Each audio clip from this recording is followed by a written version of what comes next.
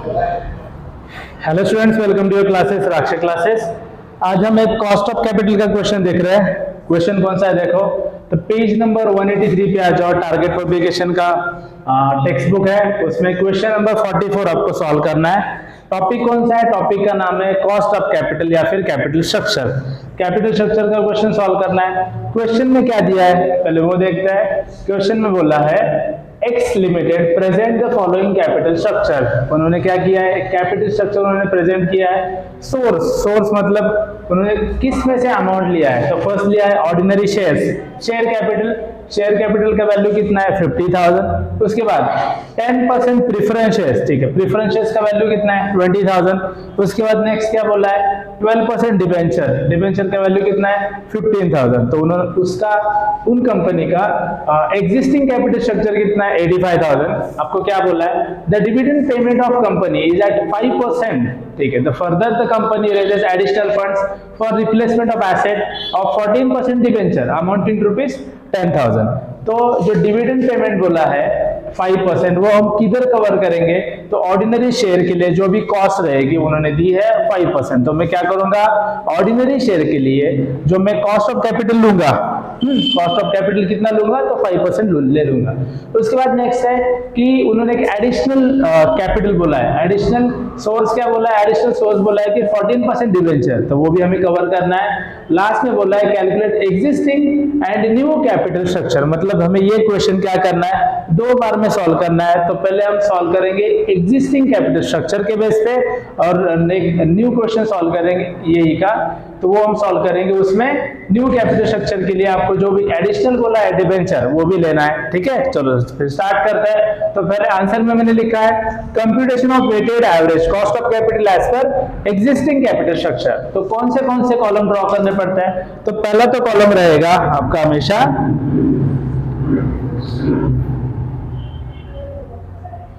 First column आपका रहेगा source मतलब क्या? आपने कहां से अमाउंट जनरेट किया या फिर उसका हेडिंग क्या है? सोर्स है। सोर्स के बाद हम लेंगे अमाउंट, तो मेरा दूसरा कॉलम हो जाएगा अमाउंट के बाद आपको क्या करना है? उसका वेट निकालना है। वेट मतलब प्रोपोर्शन कितना है टोटल अमाउंट में, उस अमाउंट का प्रोपोर्शन कितना है वो आपको कैलकुलेट करना पड़ेगा। उसके बाद नेक्स्ट है कॉस्ट आपको निकालना है, तो वो आपको निकालना है हमेशा आफ्टर टैक्स कॉस्ट, ठीक है। आफ्टर टैक्स कॉस्ट आएगा और लास्ट में आएगा, जो लास्ट मेरा कॉलम रहेगा वो है वेटेड कॉस्ट, ठीक है। ये आपको कॉलम ड्रॉ करना है। कॉलम फिर से देख लो, पहले तो कौन सा है? सोर्स है। सोर्स मतलब जो भी हेडिंग है वो इधर आएगा। उसके बाद अमाउंट, तो अमाउंट भी आपको दी हुई है। तो जो भी मेरे 2 कॉलम है पहले सोर्स और अमाउंट, वो तो आपको क्वेश्चन में दिए रहेंगे। उसके बाद आपको वेट निकालना है। वेट मतलब क्या? उस अमाउंट का, इंडिविजुअल अमाउंट का टोटल अमाउंट पे कितना वेट, वो आपको कैलकुलेट करना है। और आफ्टर टैक्स कॉस्ट, तो जो उसका कॉस्ट रहेगा हम वो कॉस्ट इधर लिखेंगे। नेक्स्ट बोला है वेटेड कॉस्ट, ठीक है। तो फिर स्टार्ट करते हैं। पहला कौन सा है? फर्स्ट आपको दिया है ऑर्डिनरी शेयर्स, ठीक है। पहले हम क्या करते हैं? जो डेटा है वो डेटा हम क्या करते हैं? पहले लिख लेते हैं। ऑर्डिनरी शेयर्स का वैल्यू है 50,000। उसके बाद नेक्स्ट है 10% प्रेफरेंस शेयर्स, उसकी वैल्यू कितनी है? 20,000। उसके बाद नेक्स्ट बोला है 12% डिबेंचर, उसकी वैल्यू कितनी है? 15,000, ठीक है। हो गया। मैंने क्या किया? जो भी क्वेश्चन में डेटा दिया है वो डेटा पहले लिख लिया है। अभी आपको क्या करना है? पहले इसकी टोटल करो। इसकी टोटल आई 85,000, हो गया। अभी आपको क्या करना है? जो टोटल आई है इसका वेट निकालना है। तो वेट कैसे निकालना है? मैं आपको एक कैलकुलेशन करके दिखाता हूँ। ऑर्डिनरी शेयर का अमाउंट कितना है? 50,000। तो पहले आपको 50,000 लेना है। कैलकुलेटर पे कैलसी पे पहले 50,000 ले लो। न्यूमरेटर में आपने 50,000 लिया। 50,000 डिवाइडेड बाय 80,000, ठीक है। 50,000 डिवाइड बाय 80,000 आपको ऐसे कैलकुलेट करना है। तो आपका आंसर है 0.58 समथिंग, 0.5882। तो इधर मैं लिखूंगा 0.50, आपको 2 डिजिट लेने, तो आप 0.59 भी ले सकते हैं क्योंकि 0.58 और 8 के आगे लिखा है कुछ ना। नेक्स्ट है, उसके बाद बोला है 20,000। अभी 20,000 का आपको वेट निकालना है। तो नेक्स्ट 20,000 डिवाइड बाय 85,000, तो आपका आंसर आया 0.23। तो इधर मैं लिखूंगा 0.23, ठीक है, लिखा। लास्ट में आपको लिखना है 15,000 का वेट कितना है, तो 15,000 डिवाइड बाय 85,000, आपका आंसर आया 0.176, मतलब 0.18 भी लिख सकते हैं।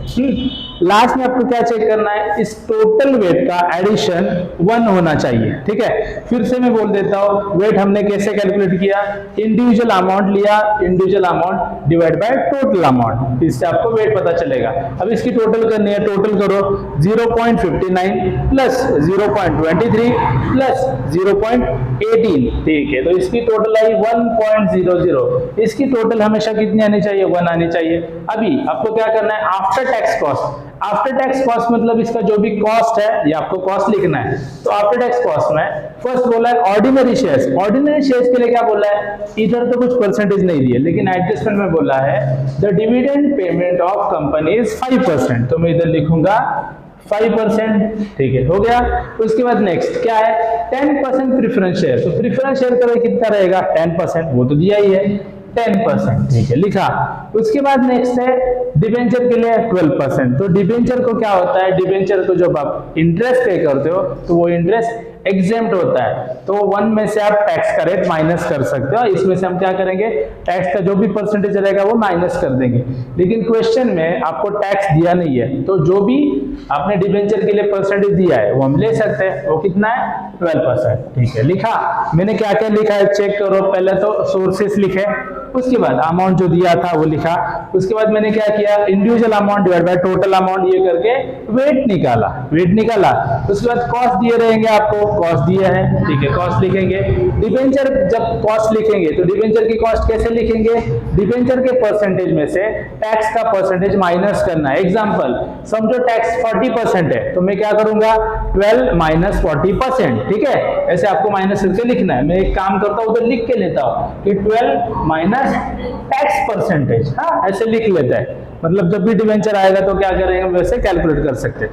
नेक्स्ट है अभी वेटेड कॉस्ट आपको कैलकुलेट करना है, तो वेट एंड आफ्टर कॉस्ट इसका क्या करना है, कैलकुलेशन करना है। तो कैलकुलेशन करता है, तो 0.59 इंटू 5, आंसर आया मेरा 2.95, हो गया।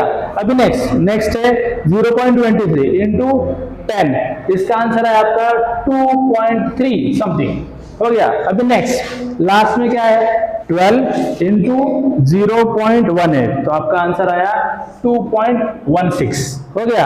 अभी आपको क्या करना है, ये जो वेटेड कॉस्ट है इसका टोटल लेना है। तो फिर हम लिखेंगे इधर weighted average cost of capital, weighted average cost of capital. अभी इसकी टोटल ले लो, टोटल कितने चेक करते हैं।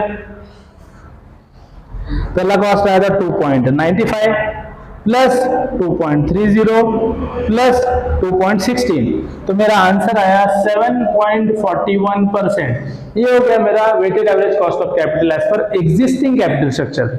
अभी आपको यही क्वेश्चन सॉल्व करना है और आपको क्या करना है, एडिशनल फंड्स लेना है। तो एडिशनल फंड्स मैंने कितना लिया है, 10,000, तो आपको कवर करना है, ठीक है। फिर नेक्स्ट वाला, तो सेकेंड वाला है, इधर हम लिखेंगे computation of weighted average cost of capital, weighted average cost of capital as per new capital structure, as per new capital structure. New capital structure में आपको क्या करना है, एक एडिशनल फंड्स लेना है, ठीक है। तो पहले कॉलम ड्रॉ करते हैं। कॉलम में क्या क्या आएगा, पहला तो आएगा सोर्सेस, उसके बाद आएगा अमाउंट के बाद आएगा वेट के बाद आएगा आफ्टर टैक्स कॉस्ट, और लास्ट में आएगा वेटेड कॉस्ट, ठीक है, हो गया। अभी पहले इसके कॉलम ड्रॉ करो, ठीक है, ड्रॉ किया। पहले तो आपको क्या करना है, जो भी डेटा है वो डेटा लिखना है। फर्स्ट है मेरा ऑर्डिनरी शेयर्स, उसकी वैल्यू थी 50,000, ठीक है, लिख दिया। नेक्स्ट है 10% प्रेफरेंस शेयर्स, उसकी वैल्यू है 20,000 हो गया। नेक्स्ट है 12% डिबेंचर, जो पहले से ही है 12% डिबेंचर, हाँ उसका वैल्यू है 15,000। और लास्ट में अभी हमें न्यू कैपिटल स्ट्रक्चर लेना है, मतलब जो भी एडिशन किया है वो लेना पड़ेगा। वो लास्ट में है 14% डिबेंचर। तो 14% डिबेंचर क्या हुआ है, कैपिटल स्ट्रक्चर में सोर्स में ऐड हुआ है, इसलिए आपको क्या करना है, कैपिटल कॉस्ट कितना है वो आपको जो चेंज हुआ है वो कैलकुलेट करना है। 14% डिबेंचर, उसका वैल्यू है 10,000। ठीक है, डेटा दिया है तो फर्स्ट हम क्या करेंगे, पहले तो जो भी सोर्स है सोर्स की हम टोटल कर लेंगे। चलो टोटल कर लेते हैं। 50 + 20 70, 70 + 10 80, 80 + 15 95। तो अभी इस क्वेश्चन में क्या है, मेरी टोटल जो सोर्स की अमाउंट है 95,000। तो जब मैं वेट निकालूंगा तो डिवाइड बाय कितना करूंगा, 95,000 करूंगा, करेक्ट। तो फर्स्ट वाला 50,000 divide by 95,000, my answer will be 0.5263। तो 0.53 भी ले सकता हूं मैं। नेक्स्ट है 20,000 डिवाइड बाय 95,000, मेरा आंसर आया 0.21। ठीक है, इधर लिखूंगा मैं 0.21। नेक्स्ट है 15,000, मैं कैसे कैलकुलेट कर रहा हूँ, इंडिविजुअल अमाउंट ले रहा हूँ, individual amount divide by total amount. 15,000 divide by 95,000, मेरा आंसर आया 0.157। तो 0. इधर हम 15,7, इधर 16 भी ले सकते हैं। लास्ट में 10,000 डिवाइड बाय 95,000, मेरा आंसर आया 0.10। ठीक है, 0.10। आपको चेक करना है कि लास्ट में जो टोटल आएगी वो 1 से ग्रेटर नहीं चाहिए, टोटल अप टू 1 ही चाहिए। टोटल कर लेते हैं, तो मेरा टोटल आया 0.53 प्लस 0.21 प्लस 0.16 प्लस 0.1। ठीक है, तो मेरा आंसर है 1.00। ठीक है, करेक्ट है। अभी नेक्स्ट आफ्टर टैक्स कॉस्ट। तो आफ्टर टैक्स कॉस्ट कितना है, तो जो आपको एग्जिस्टिंग कैपिटल स्ट्रक्चर में आपने जो कॉस्ट लिया था वही कॉस्ट हम इधर भी कवर करने वाले हैं। तो पहला ऑर्डिनरी शेयर्स कितना परसेंट है, 5%, वो एज इट इज आ जाएगा। उसके बाद प्रेफरेंस शेयर्स, प्रेफरेंस शेयर्स का कितना है 10%, वो भी सेम ही आ जाएगा। उसके बाद 12% डिबेंचर, वो भी सेम आ जाएगा। इसमें टैक्स परसेंटेज नहीं दी है, अगर टैक्स नहीं दिया तो हम माइनस नहीं करेंगे। उसके बाद जो एडिशन हुआ है, एडिशन क्या हुआ है 14% डिबेंचर, तो 14% डिबेंचर इधर ऐड हो जाएगा। हो गया। अभी लास्ट में आपको कैलकुलेशन करना है। तो फर्स्ट वाला 0.53 into 5, so answer will be 2.65। Next है 0.21 into 10, इसका आंसर आया 2.10।